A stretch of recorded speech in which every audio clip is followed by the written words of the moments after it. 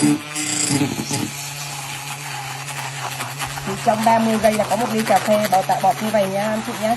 Cái máy Sofina này thì quá là tuyệt vời anh chị xem này, có cỡ này này anh chị này. Đấy, 30 giây thôi. Cho anh chị xem cái độ mặn của nó này.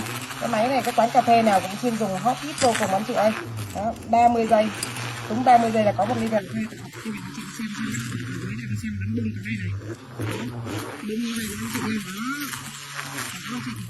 Bắn tỉnh mấy cái này anh chị này.